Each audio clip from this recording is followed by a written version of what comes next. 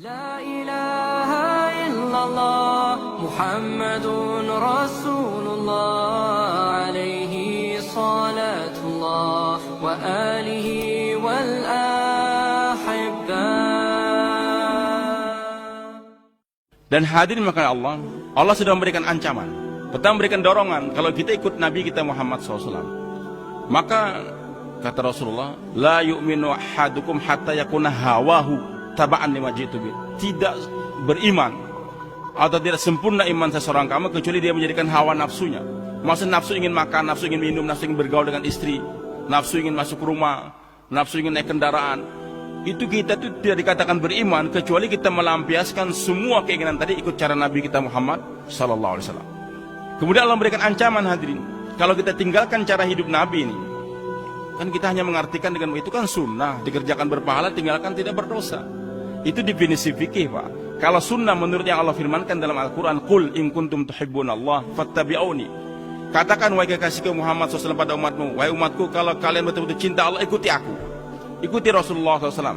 Bukan hanya dalam ibadah saja, itu jelas, tapi dalam mengambil keperluan sehari-hari ikut Rasulullah SAW. Maka kalau kita ikut Nabi, yuhibbukumullahu wa yaghfir lakum dzunubakum. Allah akan mencintai kamu dan menghapuskan dosa kamu. Jadi sunnah Nabi kalau kita ikuti, Allah akan mengampuni dosa saya dan Allah mencintai saya. Hadirin maka Allah. Kemudian ancaman daripada Allah, kalau kita tinggalkan cara hidup Nabi ini, maka Allah firmankan dalam surah An-Nur, falyahdharil ladzina yukhalifuna an amrihi. Berhati-hatilah orang yang menyalahi perintahnya. Dalam tafsir perintah Rasulullah, karena cerita di awal ayat ini adalah menceritakan kehidupan Nabi SAW. Berhati-hatilah orang yang menyalahi cara hidup Rasulullah SAW. Antusibahum fitnatun aw yusibahum azabun alim. Kalau mereka tertimpa musibah di dunia ini dan azab di akhirat. Jadi yang namanya sunnah Rasul, Pak, kalau dikerjakan Allah akan cinta dan mengampunkan dosa. Ditinggalkan bukan sekedar tidak berdosa, tapi akan timbul musibah di dunia dan azab di akhirat. Saya pernah baca koran waktu kami 85 dulu di Jordania. Seorang polisi, perwira polisi ini, dia baru kawin. Setelah menikah berapa lama, dia meragukan kelakuan istrinya, akhlak istrinya ini. Sedangkan dia harus piket seminggu sekali, tidak tidur di rumah. Karena ada kecemburuan, keraguan sebelumnya. Dia kasih kunci serep rumahnya ini kepada adiknya yang bertetangga. Dia tolong lihat rumah saya waktu saya piket. Jadi dia takut-takut kalau dia piket, istrinya ikut piket juga ke tempat lain. Hari berjalan, suatu hari adiknya tahu ini jam piket kakaknya, maka dia ingin ngontrol bagaimana keadaan kakak iparnya nih. Masuk rumah tanpa salam dengan kunci serep yang dia miliki, terus dia buka kamar biasa kakaknya tidur. Ternyata dia dapatkan seorang laki-laki tidur tengkurap bersama dengan istri kakaknya. Karena ada kecurigaan sebelumnya, langsung dia tembak itu orang.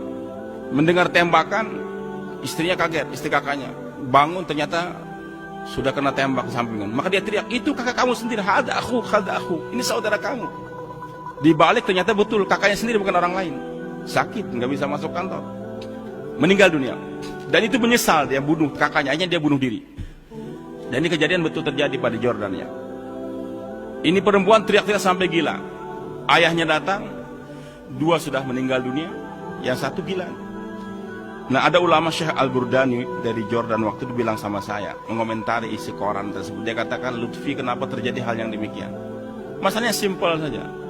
Sunnah Nabi mereka tinggalkan dalam kehidupan, dan ini ancaman Allah. Pertama, memata-matain istri, Pak. Tidak ada kamus dalam Al-Quran itu mata-matain istri, itu nggak boleh. Kalau kita ragu dengan kelakuan istri kita, faizuhunna, nasihatin dia. Dinasihatin nggak mempan, wahjurhunna fil madaji, tinggalkan dari tempat tidur, di boykot. Nggak mempan juga wadribuhun, silakan pukul, tapi jangan dengan linggis dan jangan di muka. Dengan linggis mau sampai patah tulangnya itu jangan. Juga jangan ditampar di muka nih, jangan. Di badan, pukulan tarbiyah, pendidikan. Nggak mempan barangkali dia beuntalan, kalau orang Banjar teguh barangkali dia. Maka panggil walinya, panggil wali kita, adakan perdamaian. Mau diteruskan nggak nih bahtera perkawinan? Kalau diteruskan kembali kepada akhlak yang benar. Kalau tidak, terakhir sekali itu ada talak satu. Jadi nggak ada istilah mata-matain istri. Dan insya Allah, Pak, saya pengalaman, saya sering kawinkan orang 100 lebih sudah saya kawinkan. Juga kadang-kadang ada permasalahan, orang minta kita damaikan. Itu kalau suami istri kelahi, Pak, pagi hari kelahi itu sampai berungkupan, kalau bahasa cakar-cakaran gitu. Yang penting mertuanya, kakak, jangan ikut-ikutan, biarin dia kelahi terus. Insya Allah malamnya berdamai dia. Tapi kalau sudah perkelahian suami istri diikuti orang yang lain udah kacau. Coba lihat tuh istri saya gimana sih kelakuannya. Ngirim intel sudah kacau. Ini kesalahan yang pertama, mata wala tajassus, jangan kamu itu tajassus. Yang kedua, kesalahan dia Pak, masuk rumah tanpa salam. Kalau dia ucap assalamualaikum, kan akan bangun istri kakaknya. Kakak kamu sakit nggak bisa pergi, sudah selesai. Tapi karena tanpa salam, iblis masuk sama dia. Yang ketiga, tidur tengkurap. Kata Rasulullah, doja'atu ahlin nar, doja'atun yubghidha Allah. Ini berbaringnya orang neraka begitu. Berbaring yang dibenci oleh Allah Subhanahu wa taala. Seandainya dia tidak berbaring dengan telentang ataupun miring kanan, kan ketahuan oh ini kakak sendiri. Tapi gara-gara tengkurap kena tembak. Ini di dunia Pak. Apalagi nanti akan dapat azab di akhiratnya Allah. Jadi bukan masalah kecil nih kehidupan Nabi kita Muhammad SAW. Subhan